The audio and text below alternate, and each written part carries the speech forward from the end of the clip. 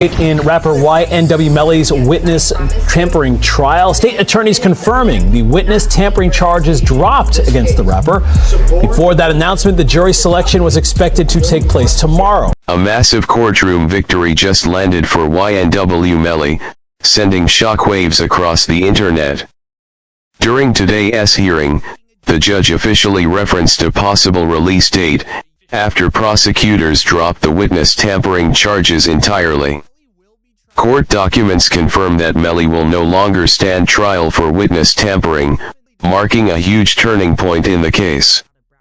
The Florida rapper's trial was originally scheduled to begin on Wednesday, January 21st, but everything changed during a hearing on Tuesday, January 20th, when prosecutors abruptly withdrew the case.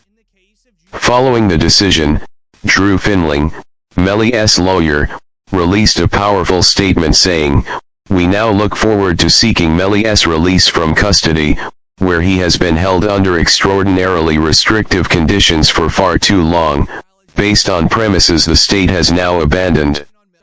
Finling emphasized that Melly's release would finally allow him to fully participate in preparing his defense for upcoming proceedings, which the legal team intends to fight aggressively. According to Finling, prosecutors were afraid to take the witness tampering charge to trial due to weak evidence. One example he pointed out was the arrest of Melly's ex-girlfriend, who was allegedly pressured to leave the United States. Mariah Hamilton is spending her first day at the Broward County Jail. She has no arrest record until now.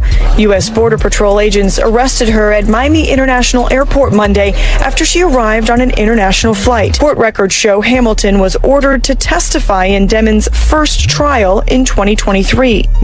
When Melly's trial began back in 2023, Mariah Hamilton was already wanted by police after failing to appear in court. Authorities attempted spam calls and house visits, but she was nowhere to be found.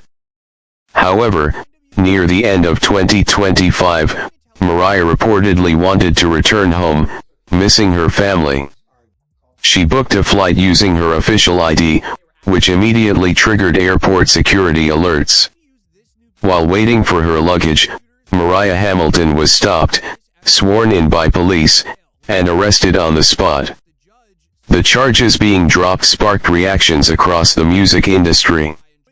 Melly's mother wrote emotionally, "God is good and he hears your prayers." Even 50 Cent reacted, saying Drew Finling is a bad man beating all these cases. But prosecutors dropped the charges for one specific reason. According to a 5-page memo, the state dismissed the witness tampering case against Jamal Demons to avoid jeopardizing critical jail call evidence tied to his upcoming double murder trial. Officials feared suppression of the jail calls could result in losing key evidence ahead of the 2027 trial. Prosecutors originally alleged Melly was involved in witness tampering and gang-related activities meant to keep Mariah Hamilton from testifying. Financial records claim Mariah received over $31,000 from Demon's management company, plus help purchasing a Mercedes, despite reporting no income. Jail calls, surveillance footage, and inmate notes allegedly show Jamal Demons directing a relay system through inmates James Howard and Terrence Mathis after losing phone privileges. Later in the memo, prosecutors stated that recorded messages used coded language and nicknames to keep Hamilton away from court, details first exposed by Javi's father during an interview 2 years ago.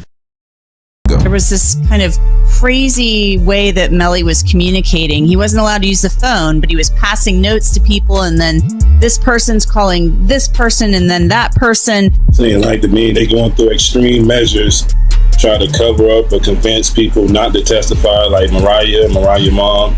They was using code words like Rihanna and A$AP Rocky's baby mom. And from a legal strategy standpoint, this move by prosecutors may actually be very calculated. In the witness tampering case, the state only had Mariah Hamilton to testify against Melly. If she testified there, she could not testify again in the double murder trial. Instead, Prosecutors are holding her testimony and evidence to use it later alongside statements from Bortland.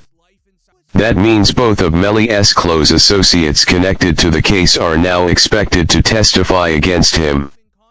As news broke that Bortland accepted a plea deal, it was revealed he also agreed to a proffer, meaning he is officially cooperating.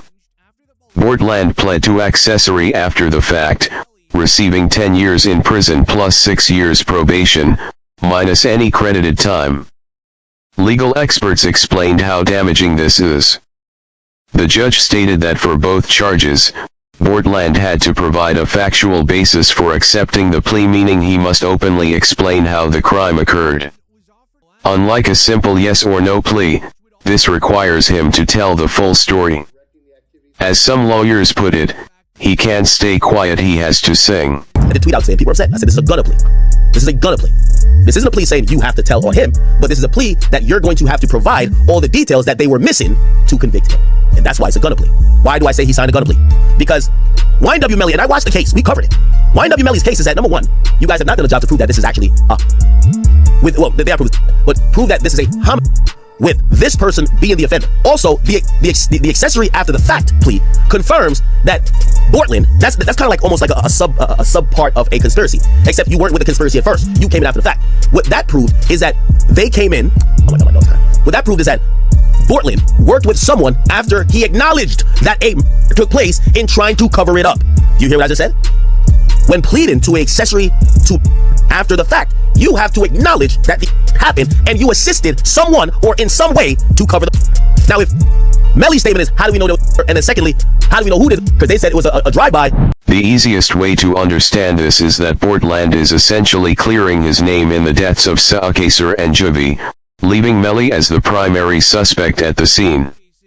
While authorities originally suggested it was a drive-by, forcing Bortland to admit the crime happened inside the car could severely damage Melly's defense. A professional attorney reviewed the plea deal and confirmed that its structure almost guarantees Bortland will testify against Melly. If that happens, prosecutors gain a major advantage heading into trial. He will be flipping. He is going to be tell-all about anything he knows about the double case, and they will know if he's telling the truth or telling a lie when he gives his full quote-unquote confession as to what happened that evening. And that's what happens a lot of times, where guys are in prison for 4 or 5 years awaiting trial and looking at a life sentence, and they're offered 10 years where they'll be home probably in another 3 years that he'll serve.